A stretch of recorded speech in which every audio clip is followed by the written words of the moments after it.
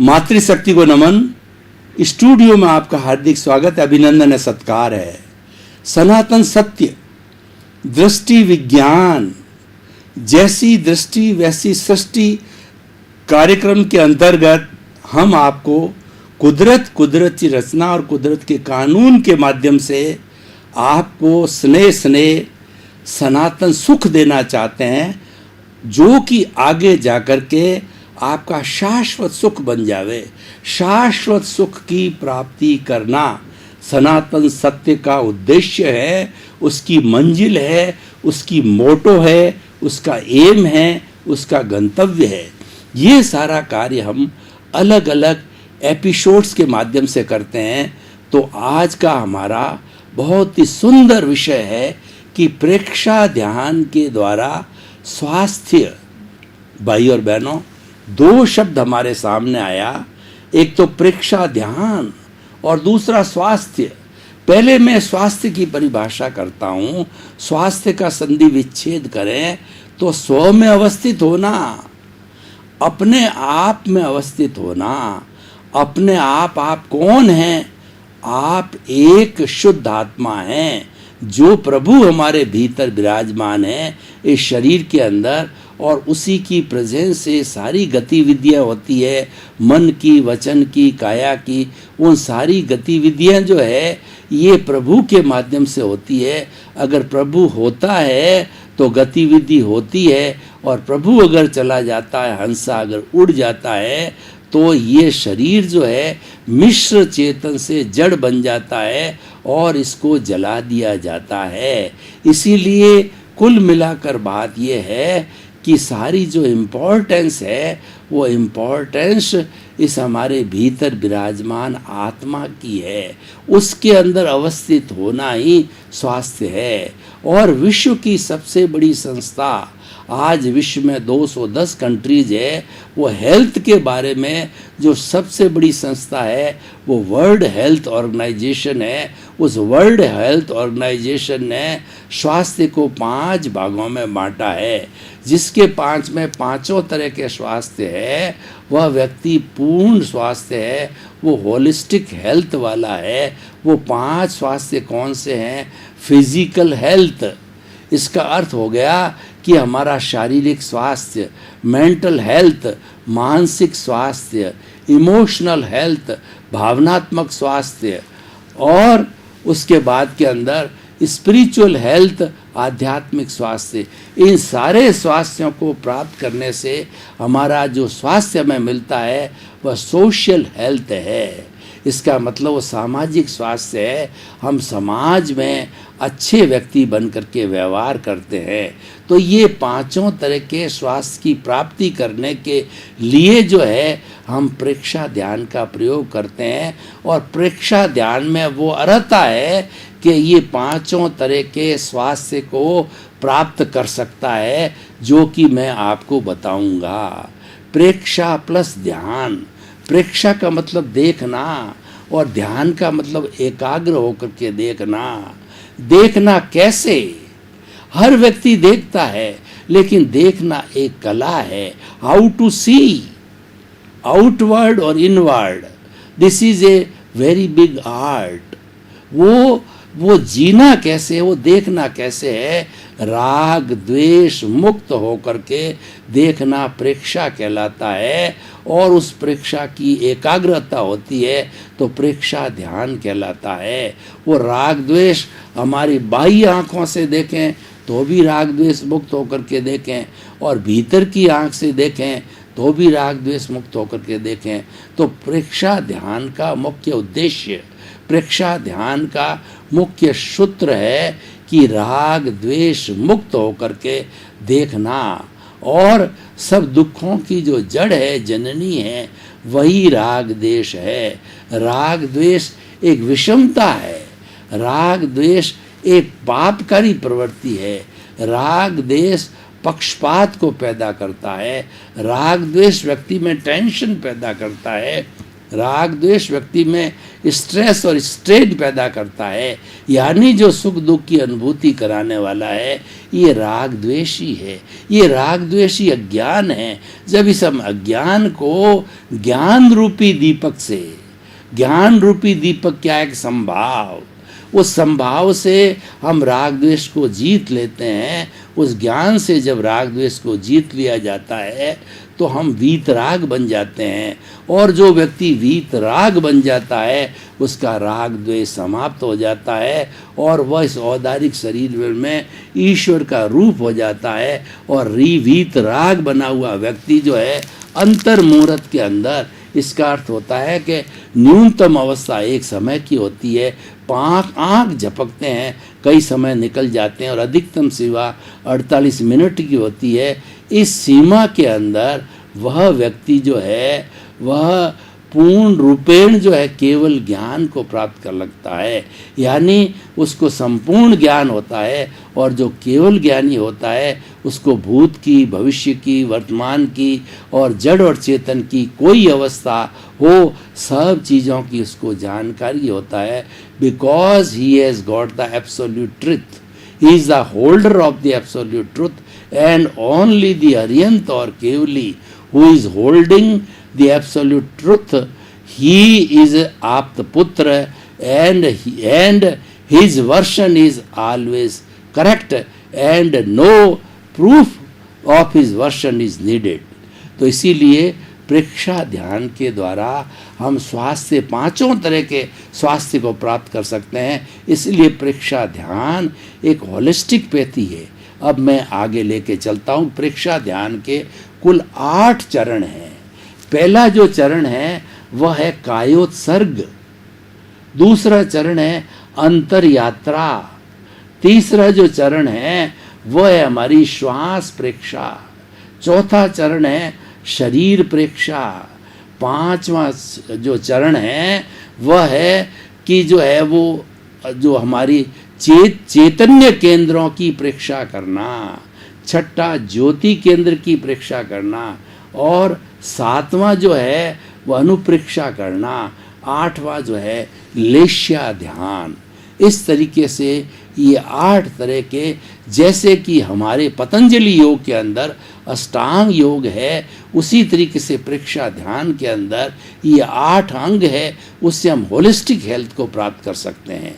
अब आप देखिए, हम चलते हैं शारीरिक स्वास्थ्य के द्वारा। तो शारीरिक स्वास्थ्य को प्राप्त करने के लिए जैसे कि अष्टांग योग के अंदर आसन प्राणायाम है, तो इसके अंदर अष्टांग योग, इसके अंदर प्रेक्षा ध्यान के अंदर कायोत्सर्ग किया जाता है। कायोत्सर्ग का अर्थ होता है शरीर में रहते हुए शरीर की अनुभूति नहीं करना। इसका अर्थ ये हुआ कि हम तो बिल्कुल हल्के हो गए।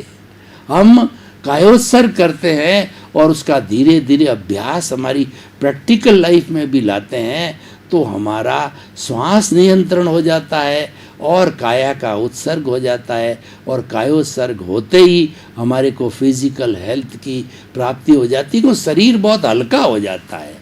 हम नॉर्मल स्थिति के अंदर नॉर्मल व्यक्ति के शरीर में भारी भारीपन महसूस होता है, और उस भारीपन से स्ट्रेस, स्ट्रेन और उसको दुख और सुख की अनुभूति होती है, उसके नेगेटिव थॉट्स आते हैं। लेकिन जब शरीर हल्का हो जाता है तो उसको प्लेजर और पीस और आनंद की स्थिति प्राप्त होती है। तो ये हमारा फिजिकल हेल्थ है। दूसरा जो है वो अंतर यात्रा। अंतर यात्रा है हमारा बहुत बड़ा स्पिरिचुअल हेल्थ को प्राप्त करने का होता है, क्योंकि अंतर यात्रा के अंदर मैं आपको प्रयोग नहीं करा सकता अभी, क्योंकि समय की अल्पता होगी। पर जो अंतर यात्रा है वह कुंडलिनी जागरण है। इस कुंडलिनी जागरण में क्या होता है कि हमारा जो रीढ़ की हड्डी है उसके अंदर जो है वो मेरुदंड के अंदर एक धागे जैसा वाइट जो है स्पाइनल कॉर्ड होता है। तो ये जो है रीढ़ की हड्डी का जो सबसे निचला भाग है वो हमारा स्वास्थ्य केंद्र है, उसका नाम ही स्वास्थ्य केंद्र है। उसके नीचे पूरा जो है विटालिटी का, हमारी प्राण ऊर्जा का जो है दरिया है, तालाब है, और वो स्रोत बह रहा है, उस स्रोत को जो है हम गुदा को भींच करके, और जिस तरीके से हमारा जो ये जो नापने का जो हमारा टेम्परेचर और उसके साथ साथ में हमारा ब्लड प्रेशर नापने का यंत्र होता है, और उसके ब्लैडर को जब दबाया जाता है तो जो पारा है ऊपर की ओर चढ़ता है, तो ब्लैडर को मान लीजिए गुदा, श्वास को भरने के साथ में आपने उस ब्लैडर रूपी गुदा को दबाया, तो दबाते ही जो एनर्जी नीचे स्वास्थ्य केंद्र में भरी पड़ी है वह उस स्पाइनल कॉर्ड के जरिए श्वास के भरने के साथ साथ उसी रास्ते से ऊपर जाती है, और ऊपर जाकर के वह जुड़ी हुई होती है। उसका एक दूसरा छोर होता है, वो हमारे शास्त्र सार में होता है, ज्ञान केंद्र में होता है, वहाँ पर एनर्जी छोड़ दी जाती है। अब पुनः हम श्वास को छोड़ करके उसी रास्ते से, जिस रास्ते से हम गए थे ज्ञान केंद्र से स्पाइनल कॉर्ड में होते हुए, नीचे वापस पुनः जो है वो हमारे स्वास्थ्य केंद्र पर आते हैं। पुराने ज़माने में जो चड़स से पानी निकाला जाता था, तो चड़स जो है वो पानी से भर जाता था, और फिर डोर से जब उसको खींचा जाता था तो टॉप ऊपर पे आकर के वो पानी जो है वो बाहर की कुंड में डाल देता था, और फिर चरस का डब्बा नीचे जाता था। ठीक उसी तरीके से हमारा जो बॉटम पॉइंट है, वहाँ से विटालिटी को स्वास्थ्य केंद्र से उठा करके ज्ञान केंद्र पर डालना होता है। तो विटालिटी जब यहाँ इकट्ठी हो जाती है सारी, तो व्यक्ति का ज्ञान का विकास होते रहने लगता है, और जितने भी हमारे सांसारिक मोह की क्रियाएं होती है उसके प्रति वो अनुरुक्त हो जाता है, अनासक्त हो जाता है, क्योंकि वो एनर्जी वहाँ से शिफ्ट हो गई है। वो एनर्जी वहीं पड़ी रहती है, तो व्यक्ति पशु जैसा व्यवहार करता है।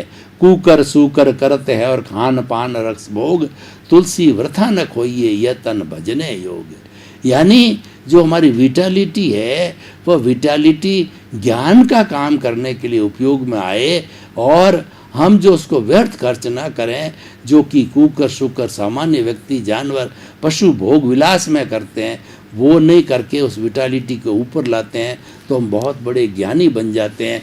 और ज्ञानी बढ़ते बढ़ते हम स्पिरिचुअल हेल्थ की पराकाष्ठता जो है केवल ज्ञान तक जा सकते हैं। तो अंतर यात्रा का संबंध हमारे स्पिरिचुअल हेल्थ से है। तीसरा जो है हमारा श्वास परीक्षा।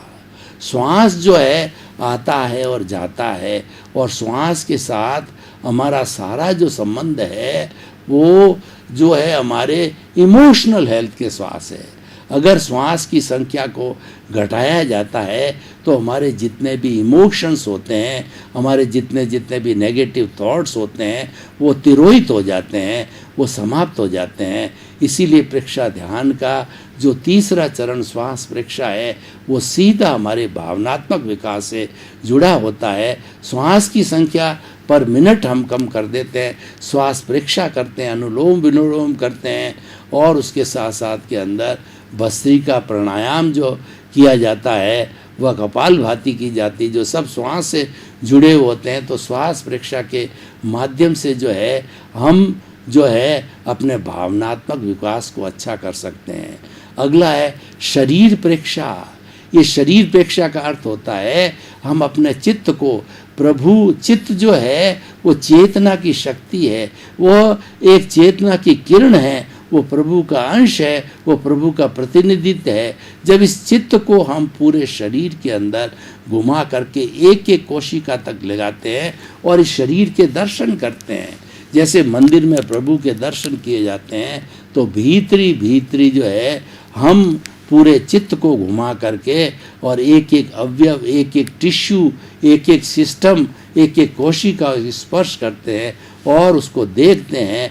तो शरीर प्रेक्षा करते ही, क्योंकि वो मालिक के द्वारा की जाती है, मालिक की हाजिरी से होता है, तो उसकी प्रेक्षा करने से, उसको देखने से राग द्वेष मुक्त होकर के प्योरिटी को प्राप्त होती है। उससे हमारा जो हमारा फिजिकल हेल्थ है वो प्राप्त हो जाता है।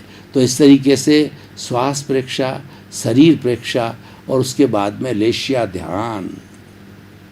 अब आप देखिए हमारे नेचर का, हमारी प्रकृति का जो है संबंध है वो सब कलर्स के माध्यम से होता है, और हर एक व्यक्ति को अलग अलग तरह के कलर की पसंद है और कलर के ऊपर पूरा आभा मंडल का सिद्धांत जो है वो लागू होता है, क्योंकि ये जो कलर्ड लेशिया होती है ये अष्टस्पर्शी बन जाती है आगे और उससे ओरा बनता है। इस ओरा के फ़ोटो भी लिए जाते हैं, एक साधक के फ़ोटो और एक अपराधी के फ़ोटो, तो दोनों को लिया जाता है। तो उसमें से जो साधक व्यक्ति होता है उसका ओरा बहुत शुद्ध होता है, क्योंकि उसके विचार पवित्र होते हैं, उसके विचार एकाग्र होते हैं। और जो व्यक्ति जो है भोग विलास करने वाला अपराधी है, आतंकवादी है, उसका अगर ओरा लिया जाता है तो वो डिफरेंट जो है कलर्स आते हैं, जो अस्थिर आते हैं, विक्षिप्त टाइप आते हैं, और उसमें हिंसा के भाव आते हैं, कठोरता के भाव आते हैं, और उसके अंदर अकरुणा के भाव आते हैं। जबकि साधक के अंदर प्योरली करुणा के भाव आते हैं, ईश्वर प्रणिधान के भाव आते हैं, क्योंकि उसकी थिंकिंग पॉजिटिव हो जाती है, उसका सारा ध्यान ईश्वर की ओर अग्रसर हो जाता है। और जो अशुद्ध लेशिया वाले हैं वो लोग जो है वो अशुभ ध्यान करते हैं। तो भाई और बहनों, ये जो है ना, ये जो लेशिया ध्यान है ये हमारे स्वभाव को, व्यक्तित्व विकास को तरक्की करता है। अगर कोई व्यक्ति अपनी पर्सनैलिटी डेवलपमेंट करता है तो उसको जो है अलग अलग केंद्रों के ऊपर जो है लेशिया का ध्यान करना चाहिए, कलर्स का ध्यान करना चाहिए। उससे हमारी विचारधारा शुद्ध होती है, भावधारा शुद्ध होती है और हमारा जीवन जो है शुद्ध हो जाता है। अब इसके बाद में लेशिया ध्यान के बाद में चैतन्य केंद्रों की परीक्षा जो है वह एक परीक्षा ध्यान का 8 अष्टांग योग में से 8 घटक में से एक घटक है। तो चैतन्य केंद्र कुल जो है हमारे 9 चैतन्य केंद्र है। जैसे कि ये हमारा ज्ञान केंद्र हो गया, ये हमारा यहाँ पर शांति केंद्र हो गया, और यहाँ पर जो हमारा ज्योति केंद्र है, ये दर्शन केंद्र है, ये विशुद्धि केंद्र है, और ये जो है हमारा आनंद केंद्र है, और ये हमारा तेजस केंद्र है। तेजस केंद्र के आगे हमारा स्वास्थ्य केंद्र है जो लिंग के पास होता है और गुदा के पास होता है, वो सारा जो है स्वास्थ्य का केंद्र होता है। तो भाई और बहनों, इन केंद्रों पर जो है हमारी आत्मा की शक्ति और विटालिटी है बहुत सक्रिय होता है।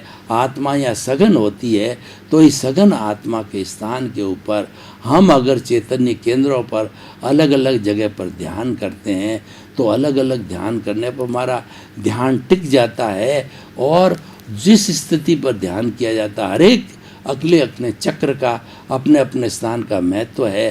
तो हमको जो है आनंद की प्राप्ति होती है, ज्ञान की प्राप्ति होती है, हमारे विचारों की शुद्धि होती है, हमें शांति की प्राप्ति होती है, हमारे कषाय निर्मल होते हैं, और उसके साथ साथ में हमारी प्राण ऊर्जा का विकास होता है। और शक्ति केंद्र पर करने से वहाँ जो हमारी फालतू जो शक्ति वेस्ट होने वाली होती है वो ऊपर की ओर ज्ञान केंद्र में शिफ्ट हो जाती है। तो इस तरीके से चैतन्य केंद्रों की परीक्षा करने से, और परीक्षा हर पूरे परीक्षा के अंदर हर एक अवयव का जो है वो हम राग द्वेष मुक्त होकर के परीक्षा करें, ये देखें। परीक्षा का अर्थ देखना, और राग द्वेष मुक्त होकर के देखेंगे तो ये सारे जो हमारे 8 तरह की विधियां हैं ये हमें हेल्थ देगी, ये हमें अच्छा स्वास्थ्य देगी, और स्वास्थ्य जब अच्छा है तो व्यक्ति नेचुरली अच्छा ही बन जाएगा। तो इस तरीके से ये हमारा हो गया जो है वो जो ये हो गया हमारा कलर का ध्यान, लेशिया ध्यान हो गया, चैतन्य केंद्रों की परीक्षा हो गई। अब ज्योति केंद्र जो है हमारा, जहाँ पे ललाट का ये भाग है जहाँ पर हम टीकी लगाते हैं, वहाँ पर ज्योति केंद्र होता है। ज्योति केंद्र के ऊपर जो है आप चमकता हुआ जो पूनम का चंद्रमा का वाइट कलर होता है उसका हम ध्यान करते हैं तो हमारे क्रोध, अहंकार, माया, लोभ और जितने जितने हमारे नकारात्मक भाव है सब भाव तिरोहित होकर के और हमें प्योरिटी मिलती है। ज्योति केंद्र करने से हमारे कषाय जो है उसका उपशमन होता है, कषाय शांत होते हैं और हम जो है वह अच्छी बुद्धि वाले बन जाते हैं। हम स्थित प्रज्ञ और प्रज्ञा चक्षु और संभाव वाले बन जाते हैं। ये इस जो स्थान पर जो है वो जो है ध्यान करने की परीक्षा, ध्यान करने से स्वास्थ्य की प्राप्ति होती है। अब जो लास्ट चरण है वह चरण कहलाता है कि अनुप्रेक्षा। अनुप्रेक्षा का मतलब बार बार एक ही विचारधारा में चिंतन करना, उसको पुनः पुनः जो है उसकी पुनरावृत्ति करना, ये जो अनुप्रेक्षा कहलाती है।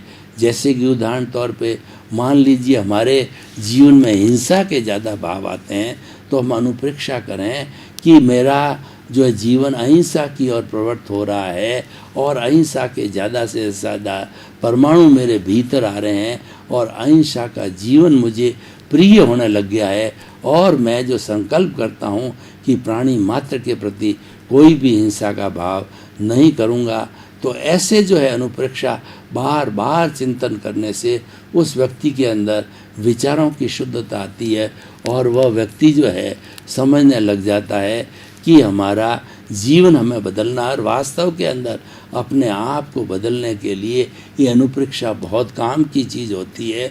और अनुप्रेक्षा हर तरह से की जा सकती है, स्वास्थ्य की जा सकती है, और उसके साथ साथ के अंदर व्यक्ति की कोई भी अगर शारीरिक दुर्बलता है तो उसको ठीक करने के लिए की जा सकती। कोई भी विषय हमारे सामने हो, उस व्यक्ति उस वस्तु की जब हम अनुप्रेक्षा करने में लग जाते हैं तो धीरे धीरे वो स्थान डेवलप होने लग जाता है, क्योंकि ये चित्त की साक्षी से किया जाता है, आत्मा की साक्षी से किया जाता है। तो आत्मा की साक्षी से किया जाता है तो वह वस्तु प्योरिटी को प्राप्त होती है। वह व्यक्ति धीरे धीरे प्रैक्टिस के माध्यम से वह हृदयंगम हो जाती है, और उसके साथ साथ के अंदर वह व्यक्ति उसमें परफेक्ट होने लग जाता है। तो भाई और बहनों, प्रेक्षा ध्यान से स्वास्थ्य के बारे में हमने एलाबोरेट टॉक किया, हमने बहुत गहराई से टॉक किया, और एक एक चरण वो कौन सा स्वास्थ्य देता है वो हमने प्राप्त किया। तो ये आठों ही तरह के जो है प्रेक्षा ध्यान के अंग है, उसको हम सुचारू रूप से करें तो निश्चित तौर से हमें अस्वास्थ्य की अवस्था नहीं आएगी, हम कभी अस्वस्थ नहीं होंगे। बस अपना मनोबल बनाने की बात है, और मनोबल बनाने से जो है हम आगे से आगे ज़्यादा तरक्की कर सकते हैं। भाई और बहनों, आपका बहुत बहुत धन्यवाद। आप हमारा ये सनातन सत्य कार्यक्रम बराबर देखते हो और देखते रहिए, क्योंकि सनातन सत्य कार्यक्रम एक बदलाव का कार्यक्रम है। ये व्यक्ति की मानसिकता को बदलता है, ये व्यक्ति को एक अच्छा इंसान बनाता है, व्यक्ति के अंदर अच्छे गुणों का रोपण करता है, और जब व्यक्ति में अच्छे गुण रोपित किए जाते हैं तो उस ओर प्रवृत्त होता है। और हमारा उद्देश्य भी यही है, सर्वे भवन्तु सुखिनः सर्वे सन्तु निरामया। तो इसी क्रम में आपका जीवन आनंदमय हो, मंगलमय हो। आपके प्रति बहुत बहुत शुभकामनाएं।